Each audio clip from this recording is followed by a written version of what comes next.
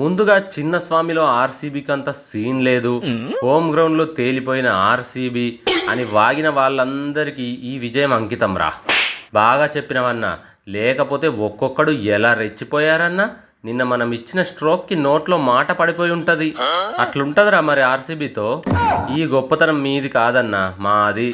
నిజమేరా రియాన్, మా దరిద్రాన్ని హోల్సేల్గా పట్టుకుపోయినందుకు మీకు ధన్యవాదాలు రా. అసలు ఈ మ్యాచ్ గెలవాల్సింది మేమే అన్నా.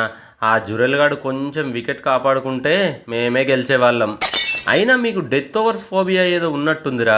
18 ఓవర్లు బాగా ఆడి చివరి 2 ఓవర్స్లో మీ గెలిచే అవకాశాలను మీరే మడత పెట్టేసి ఆపోజిట్ టీంను గెలిపిస్తారు చూడు. అది కేకస్య కేకో బ్యహ. అవునన్నా, 189కి 5 వికెట్స్ నుంచి 191కి 9 వికెట్స్కి వచ్చామంటే దరిద్రం ఎంతలా మమ్మల్ని డామినేట్ చేస్తుందో చూడన్నా. సరేలేరా, ఈ సీజన్లో మీ తలరాతి ఇంతే అనుకో. నిజమే అన్న, ప్రతి మ్యాచ్ మా ఆరంభం చూస్తే ఆపోజిట్ టీంకు వెన్నులో వణుకొస్తుంది, ఎండింగ్ చూస్తే మీకు వణుకొస్తుంది. అంతే అన్న, ఫస్ట్ టైం ఈ సీజన్కే కెప్టెన్సీ చేస్తున్నా కదా, అందుకే కొంచెం బాధగా ఉంది. అరే బాధపడకు, వెళ్ళి ఒక ఫుల్ కొట్టి పడుకో, తెల్లారేసరికి అంతా మర్చిపోతావు. కుహ్లన్న, మన టాప్ 3 మళ్ళీ మనకే వచ్చేసిందన్న. ఒక్కరోజు ముంబై మనకంటే మీదికి రాగానే ఆర్సీబీ పడిపోయింది అని తెగ ఎగిరారన్న. ఇప్పుడు చూడు, 24 అవర్స్ తిరగకుండానే మళ్ళీ పైకెక్కేశాం. ఇక నుంచి ఎక్కుదాం తొక్కుదాం, ఇక తగ్గేదే లేదు. ముందు ఆ పడిక్కలు గాని పిలవండ్రా. ఇక్కడే ఉన్నానన్నా, ఎప్పుడు పిలుస్తావా అని వెయిటింగ్. ఏం బ్యాటింగ్ రా బాబు నీది, బ్యాక్ టు బ్యాక్ అదరగొట్టేస్తున్నావు. నీలంటోడే కావాలరా టీంకు. అన్ని మ్యాచ్లు ఇలాగే ఆడాలి. ఆర్సీబీ కప్పు కొట్టే వరకు నా ఆటలో మార్పు ఉండదన్నా. ఇదే ఊపు కంటిన్యూ చేస్తా. మన భువి సార్ ఎక్కడా? చెప్పు కోహ్లీ, మ్యాచ్ గెలిపించినందుకు థ్యాంక్స్ ఏమన్నా చెప్తావా? జర్రుంటే మ్యాచ్ చేజారిపోయేది నీ వల్ల.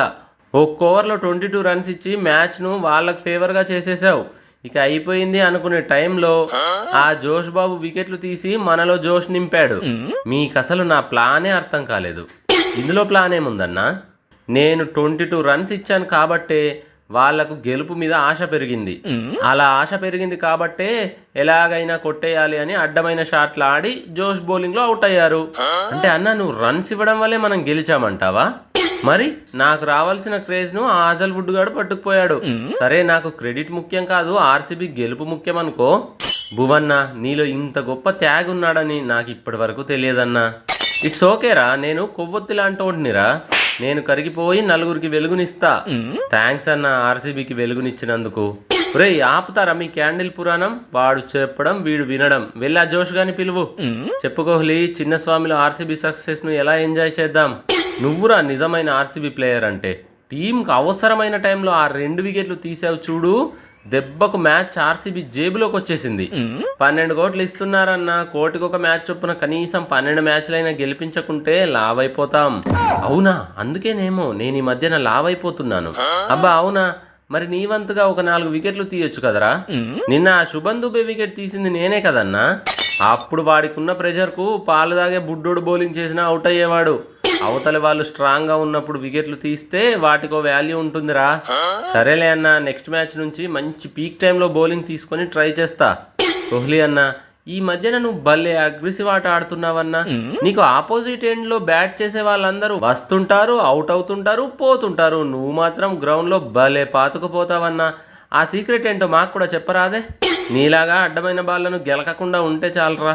పామ్మ, ఇది మన మీదకి వచ్చేలా ఉంది. జంప్ అవడం బెటర్. ఇక ఇంటికి వెళ్దామన్నా. అసలే నెక్స్ట్ మ్యాచ్ ఢిల్లీతో ఉంది, గట్టిగా ప్రాక్టీస్ చేయాలి. సరే వెళ్ళండి. ఈ మ్యాచ్లో చేసిన మిస్టేక్స్ ఢిల్లీ మీద చేయకండ్రా. ఇది ఆర్ఆర్ కాబట్టి సరిపోయింది, ఢిల్లీ మీద అలా కుదరదు.